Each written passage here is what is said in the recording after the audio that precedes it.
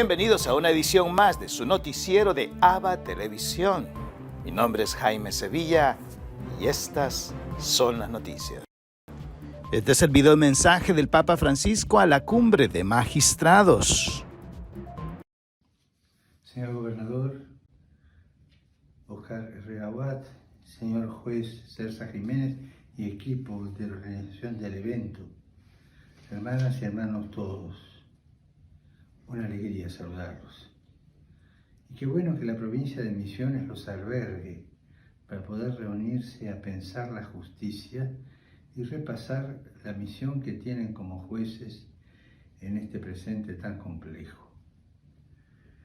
Hace tiempo que cuando pienso en la justicia me preocupa, la palabra es dura, pero la diré igual, una cierta insustancialidad con la que tan a veces se la analiza. Me duele ver cómo las formas van tapando las sustancias, como es el reinado de la forma, ¿no? Y la sustancia se pierde. Cómo esta cultura del adjetivo mata a los sustantivos. Los adjetivos reemplazan a los sustantivos. Y cómo vamos perdiendo día a día en profundidad y solamente nos mantenemos en las superficies. Y no se trata de pintar la realidad o de barnizarla, sino de ir a la esencia de la realidad. Me sorprende a veces percibir cómo se generan sin cesar normas de todo tipo para garantizar los derechos humanos, por ejemplo. Y se crean órganos especializados, se ocupan cargos para velar por esos derechos. Todo luce muy bien, está bien barnizado. Pero, ¿qué ocurre en el plano de lo real? ¿Qué ocurre en el plano real con los derechos humanos, por ejemplo? A veces, encontrando metáforas, pienso en la naturaleza, me da la impresión que estamos viendo a la justicia como una hoja de un árbol, cuyas raíces están enfermas y su tronco casi seco. Y esa hoja, todavía con un poco de verde, con débil lozanía, está condenada a morir si no curamos desde la base a este árbol que está agonizando. El abordaje superficial y pequeño de la justicia no tiene entidad frente al drama de la injusticia estructural. Y eso es lo que muchas veces pasa hoy en tantas sociedades del mundo. Estamos pensando en el detalle, a veces insignificante, cuando los procesos de deterioro humano y de deterioro social se nos están viniendo encima con sus secuelas de dolor y de degradación. Un 50% de pobres, por ejemplo, es con total certeza un 50% de derechos humanos incumplidos. Siento, mis queridos hermanos, que es hora de reemplazar los discursos por las palabras. La naturaleza hipotecada y la humanidad en peligro nos llaman desesperadamente a actuar y debemos responder a este llamado. Las personas que tienen el privilegio de estar investidas por el Poder Judicial tienen todavía mayor responsabilidad en este duro presente. La omisión, el facilismo, el conformismo y el desinterés por el otro son formas de corrupción tan dañinas como el propio cohecho. La jueza o el juez que no vive ni siente el sufrimiento del otro, que no comprende la dimensión del reclamo social de justicia, difícilmente puede honrar su misión de juzgador. Les pido que sean valientes, que sientan, que no pierdan la fe, que sostengan el rumbo. Y es la gran oportunidad de la existencia en el poder transformar para el bien. Hermanas y hermanos, que este encuentro que van a tener los ayude a ser protagonistas de este camino, no lo abandonen. Vean en Jesús, en Cristo, el ejemplo de quien sintió, actuó y se comprometió sin condiciones para luchar por la redención humana. En Él, todos los hombres y mujeres honestos y buenos encontrarán con seguridad fieles compañeros de ruta. Rezo por ustedes. los abrazo. Y por favor les pido que recen por mí. Muchas gracias. En Ucrania, Karina nos dice que el miedo de la guerra y el deseo de una vida normal. Ampliamos más en la siguiente nota. Buongiorno cari amici italiani e grazie per il vostro interesse per gli avvenimenti che stanno accadendo qui in Ucraina, nella mia patria. Mi chiamo Karina, ho 20 anni, ho lavoro, studio e abito a Kiev. È incredibile che anche dopo aver vissuto la maggior parte della mia vita nella regione di Donetsk, ho ancora paura di questa guerra. Svegliandomi alle circa 5:30 di mattina a Kiev con il suono di esplosioni, non ci credevo subito. Mi sono alzata, sono andata a lavorare in metropolitana, ho visto molte persone con le valigie, qualcuno è corso alla stazione, qualcuno si è semplicemente seduto nella metropolitana come in un rifugio. Molte persone non lasciano la metropolitana per molti giorni perché le stazioni di metro sono i posti più sicuri. Attualmente i combattimenti non si fermano neanche per un minuto. I miei genitori abitano nella regione di Donetsk, come ho detto, e sono sempre senza acqua perché lì l'acqua è intermittente. Le truppe russe, le truppe nemiche bombardano sempre un bacino idrico e i riparatori hanno poco tempo per ripararlo. Anche non posso fare a meno di raccontare della città Volnovakha nella regione di Donetsk. I combattimenti sono in corso dall'inizio dell'invasione russa, cioè dal 24 febbraio. Come risultato dei bombardamenti infiniti, le case sono rotte, le persone nascondono sotto le macerie degli edifici, negli scantinati. C'è stata una vera catastrofe umanitaria perché le persone al freddo, senza cibo né acqua, sembrano essere seppellite vive lì a Volnovakha. Lì hanno cercato di evacuare, ma le truppe russe hanno cominciato a colpire questa città ancora e ancora, e perciò i cittadini civili hanno sofferto molto. Vogliamo vivere qui in Ucraina, in nostro paese indipendente, vogliamo tornare alle nostre università per studiare, per comunicare, vogliamo uscire con i nostri amici, visitare i nostri parenti, perché ora abbiamo perso questa opportunità. Ahora les invitamos a compartir con nosotros una reflexión del Evangelio del día. Del capítulo 6 de San Mateo tenemos dos ideas centrales.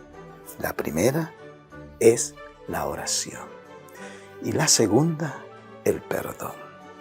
La oración que dice Jesús que debe de ser del corazón, que debe de ser una oración sencilla, de intimidad, personal, para que en esa intimidad tú establezcas esta relación de unión con Dios, lo alabes, lo bendigas y lo adores.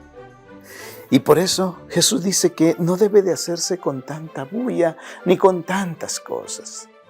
¿Qué razón tienen los ermitaños cuando se retiran a orar? ¿Qué razón tienen aquellas personas que les gustan esos silencios profundos para entrar en esa intimidad con Dios? Y por eso Jesús nos da la oración por excelencia, que es el Padre Nuestro. Pero en una frase del Padre Nuestro, Jesús dice: perdona nuestras ofensas, como también nosotros perdonamos a los que nos ofenden. Y remarca, si nosotros perdonamos a aquellos que nos han ofendido de abandono, aquellos que han hablado mal de nosotros, aquellos que nos han traicionado, aquellos que nos han hecho tanto daño, también el Padre nos perdonará. Pero es que el perdón lleva 4 componentes importantes. Primero, ofrecer el perdón a aquel que nos pide. Primero hay que pedirlo, luego dar el perdón Después, perdonarse a uno mismo para luego liberarnos, y ese es el cuarto, liberarnos tanto al que nos pide perdón como a nosotros que somos perdonados. Perdona nuestras ofensas, como nosotros perdonamos al que nos ha ofendido. Que en nuestra oración encontremos la gracia de poderle pedir al Señor que nos ayude a perdonar y a ser perdonados. Que así sea.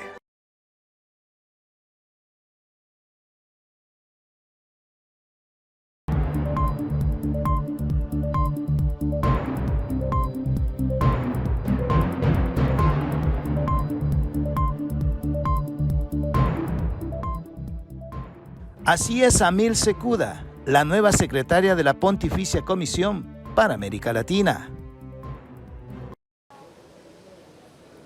La Pontificia Comisión para América Latina tiene una tarea ardua entre manos: servir de puente entre el Vaticano y América Latina, y servir de puente entre dos culturas diferentes, América Latina y América del Norte.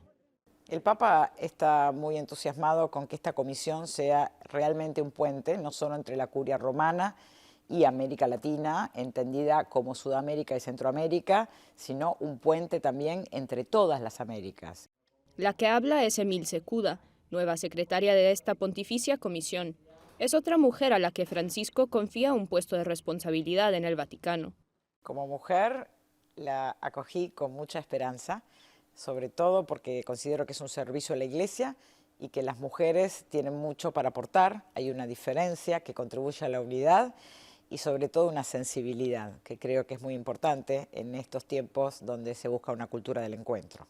A lo largo de su pontificado, Francisco ha nombrado a varias mujeres en cargos de relevancia en el Vaticano.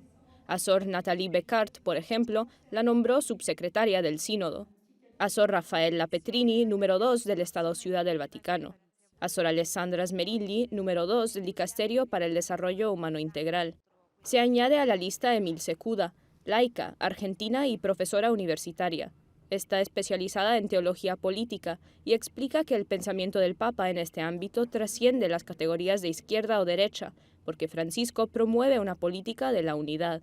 La unidad de la que habla el Papa Francisco, según mi modo de ver, es la nueva forma de la política. Una política que se une a partir de la necesidad. No es una política partidaria, sino una política que va a unir a las personas a partir de las necesidades, independientemente de sus diferencias, y a partir de ahí empiezan a construir estratégicamente una identidad che les dé sentido a sus vidas. L'unità non è uniformità, non è fare obbligatoriamente tutto insieme, né pensare allo stesso modo. La política es vocación de servicio, diaconía laical que promueve la amistad social para la generación de bien común. Otro modo de entender esta idea es observar sus encuentros con movimientos populares a los que Francisco ha dedicado mucho tiempo en sus viajes a América Latina. Amil Secuda explica que se trata de personas unidas por una necesidad, más que por una ideología o partido político. De hecho, su situación puede ser resuelta por partidos de uno o del otro lado. Sus reivindicaciones son sociales y básicas: tener trabajo o casa. El Papa los escucha y esto le ha costado etiquetas como lo de pontífice de izquierdas, populista o hasta comunista. Amil Secuda señala que estas categorías no se pueden aplicar al Papa y que hablar de izquierdas o derechas es anticuado.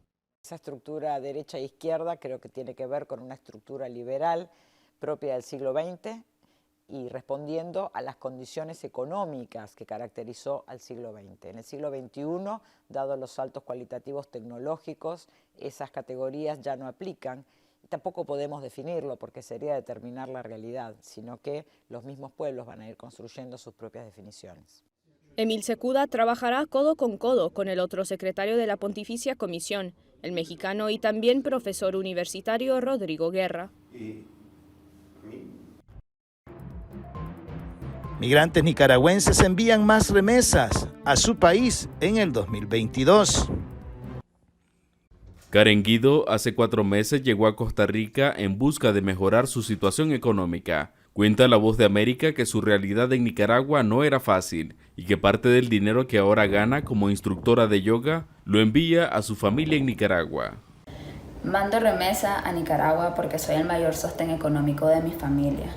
Un reciente informe del Banco Central de Nicaragua detalla que en el mes de enero de este año el país recibió $194 millones en remesas, un 22% más en relación al 2021. Cuando recibió $156 millones. El economista Daniel Suchar atribuye el aumento de las remesas a una mayor emigración. La situación de Nicaragua, que no es una situación muy benevolente, hace que mucha gente busque una mayor o mejor oportunidad. Entre más personas salgan, siempre va a haber un impulso en las remesas. Suchar agrega que las afectaciones económicas que Nicaragua arrastra desde 2018 podría obligar a los migrantes a aumentar la cantidad que envían a sus familias en Nicaragua, una realidad que atraviesa Winston Potosme, residente en Estados Unidos. Considero que desde que vine hasta la fecha ha aumentado en un 25% el dinero que yo enviaba regularmente cuando vine a este país. Es decir, de cada $100 que yo pude haber enviado cuando vine al país, hoy estoy enviando 125. Los principales países emisores de remesas siguen siendo Estados Unidos, Costa Rica y España. Algunos funcionarios gubernamentales ven positivo el aumento de las remesas, porque representa el 17% del Producto Interno Bruto de Nicaragua. Donaldo Hernández, Voz de América.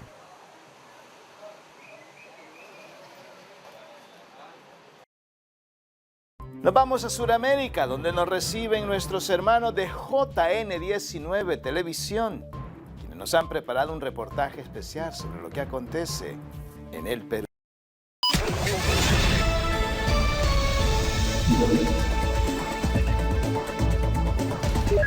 ¿Cómo están, amigos? Mi nombre es Kevin Casada, reportando desde el Perú para la cadena hermana ABA Televisión y JN19.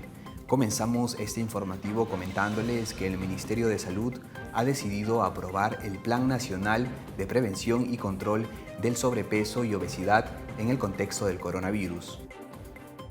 A través del Ministerio de Salud se dio a conocer la aprobación del Plan Nacional de Prevención y Control del Sobrepeso y Obesidad en el contexto del COVID-19, que está contemplado en la Resolución Ministerial número 158/2022.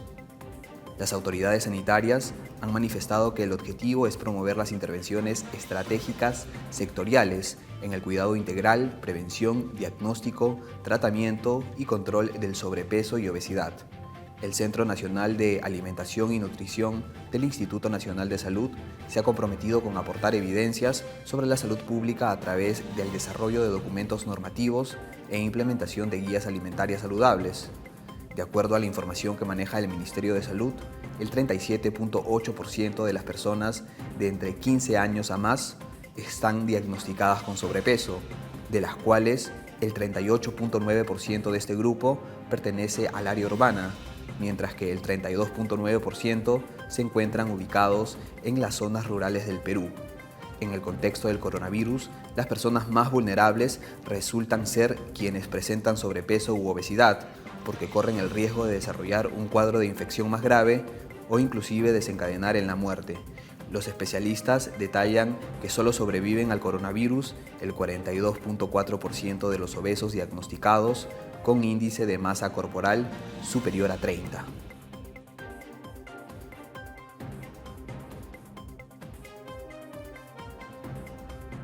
Continuando con la información, más de 200 kilos de cocaína han sido incautados por parte de la Policía Nacional del Perú en medio de un operativo realizado en Amazonas. Hasta el distrito de Santa María de Nieva, provincia de Condorcanqui, región Amazonas, se trasladó un grupo de agentes policiales antidrogas, donde hallaron más de 203 kilos de alcaloide de cocaína tras ejecutar un gran operativo policial.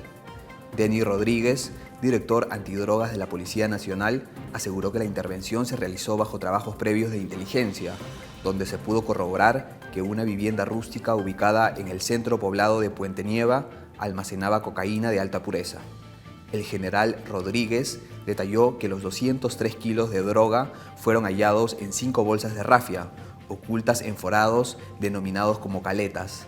Sumado a ello, en la intervención donde también participaron agentes de los departamentos de operaciones tácticas antidrogas de Huánuco y Tarapoto, se logró encontrar 2 armas de fuego de largo alcance, municiones y documentos personales. De acuerdo al ministro del Interior, Alfonso Chávarri, esta incautación se realizó gracias al compromiso de las unidades antidrogas de la Policía Nacional del Perú en su lucha constante contra el narcotráfico y la delincuencia que azota al país.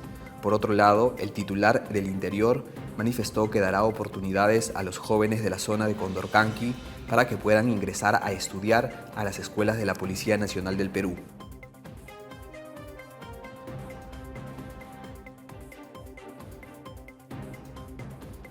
Continuando con la información, la Arquidiócesis de Lima ha iniciado sus actividades respecto a la apertura del año escolar 2022. La Oficina de Educación Católica de la Arquidiócesis de Lima dio inicio oficial a sus actividades por la apertura del año escolar. Para ello, se tuvo previsto una jornada de planificación donde se establecieron los lineamientos generales y el rol de actividades a desarrollarse durante el presente año.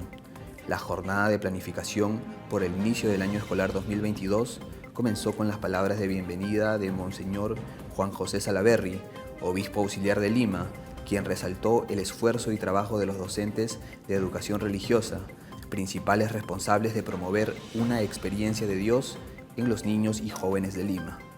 Por su parte, Clotilde Osorio de la Peña, directora de la Oficina de Educación Católica de la Arquidiócesis de Lima, expresó su agradecimiento al equipo de coordinadores comprometidos con la educación de los niños y jóvenes del Perú.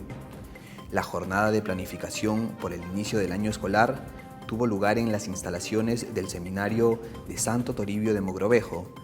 En estos días de encuentro y diálogo, los coordinadores de la Oficina de Educación Católica de la Arquidiócesis de Lima recibieron información y capacitación acerca del Plan General de Apostolado, documento que contiene los lineamientos de evangelización de la Arquidiócesis.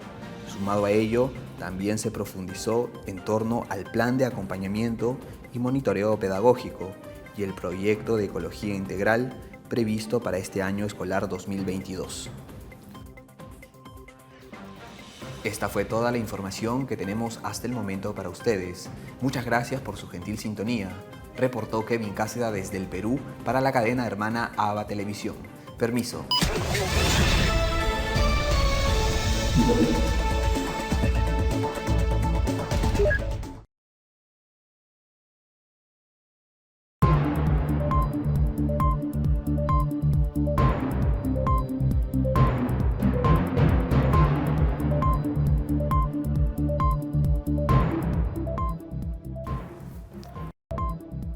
La Casa Blanca confirma reunión entre Estados Unidos con el gobierno de Venezuela.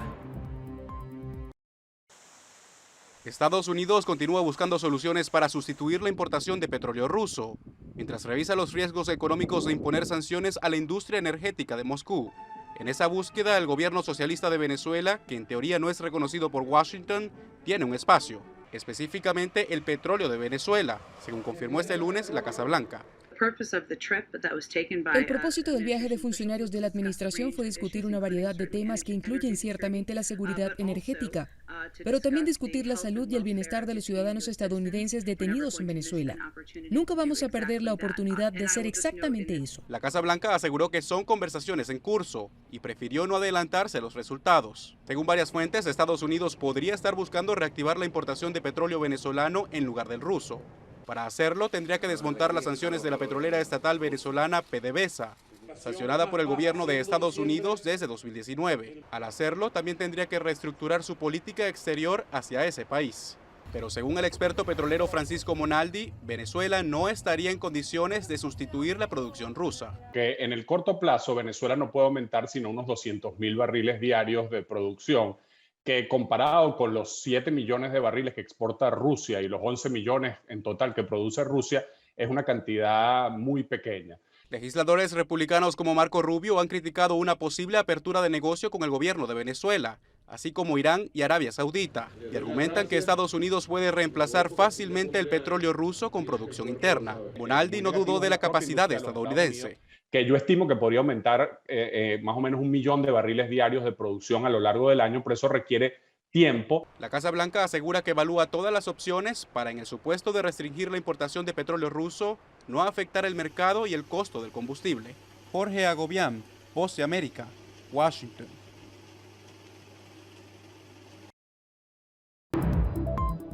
Vladimir Putin podría ser condenado por crímenes de guerra.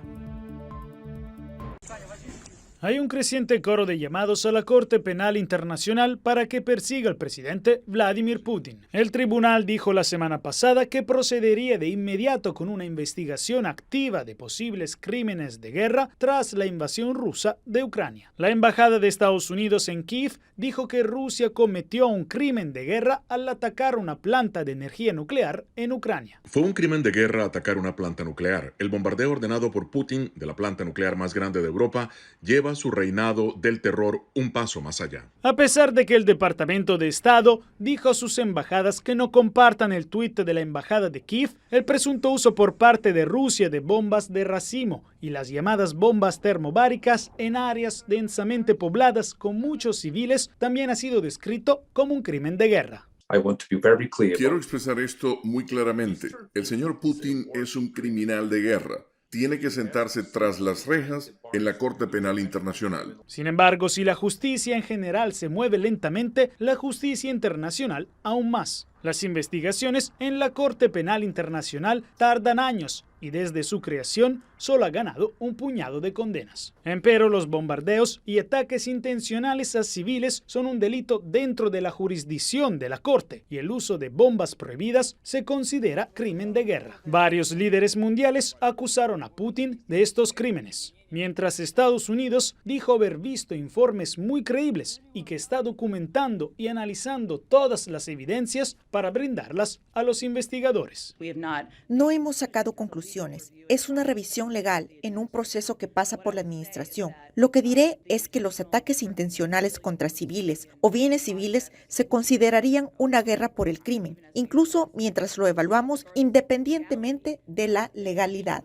Frente a una acusación de la Corte, en teoría, Putin podría ser condenado a pesar de que es difícil vincular directamente a un líder político con los delitos cometidos por las Fuerzas Armadas. Además, la CPI no lleva a cabo juicios en ausencia, por lo que tendría que ser entregado por Rusia o arrestado fuera de su país. Eso parece poco probable, pero algunos factores lucen diferentes. Es difícil juzgar la investigación de la CPI en base a su desempeño previo. En la situación de Ucrania, el fiscal cuenta con el respaldo de una extraordinaria efusión de apoyo de docenas de países que espero sea seguido por una infusión de recursos. Según analistas como Goodman, la investigación de la CPI podría limitar el espacio diplomático para las negociaciones y también podría debilitar a Putin en Rusia. Sin embargo, incluso si hubiera un intento de invocar la jurisdicción universal para otro jefe de Estado, probablemente requerirá que Putin sea destituido de su cargo y luego extraditado por un nuevo régimen ruso con relaciones más cordiales con la comunidad internacional. Jacopo Luzzi, Voz de América, Washington.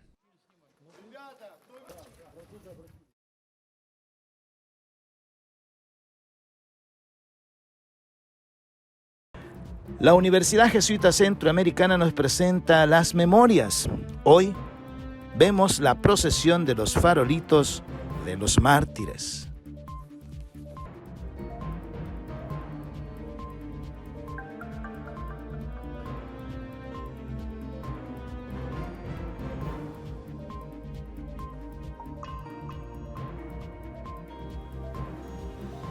La procesión de farolitos nació casi pegada al momento del asesinato.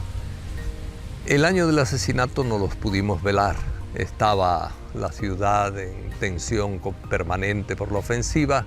Tuvimos que cerrar la capilla a la hora del toque de queda. Pero al año siguiente, en el 90, organizamos el primer aniversario pensando sobre todo en la Eucaristía. Pero mucha gente quiso tener un velorio, digamos. No había habido ese tiempo de velarlos adecuadamente, pasar la noche con ellos. Y la gente dijo, hagamos una vigilia, es una especie de satisfacción para los difuntos, para nuestros mártires, el acompañarlos en la noche el primer año después de su partida. Ahí se invitó a la gente a tener candelas encendidas para mostrar la fe en la resurrección y en la vida de nuestros compañeros que seguía iluminándonos en medio de la guerra, en el trabajo en favor de la paz.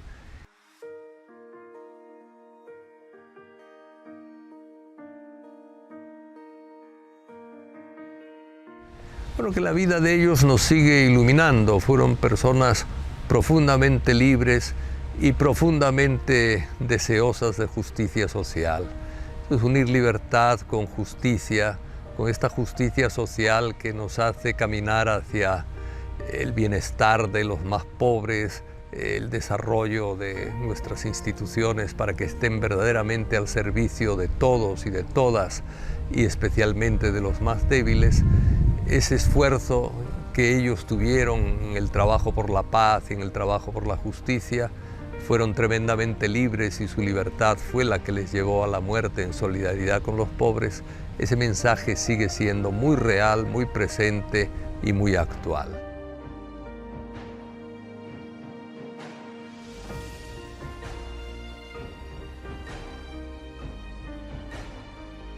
Resistencia y libertad. Que resistir entre los problemas y hay que mantenerse libre para decir siempre la verdad e impulsarla en la historia. Y así llegamos al final de una edición más de su noticiero de ABA Televisión. Gracias por estar con nosotros. Sintonízanos las 24 horas del día en el www.abatvn.com, en nuestras plataformas digitales de Roku TV y Amazon Fire, en nuestras cadenas hermanas, y como siempre, en nuestras redes sociales. Ahí nos vemos. Que Dios los bendiga.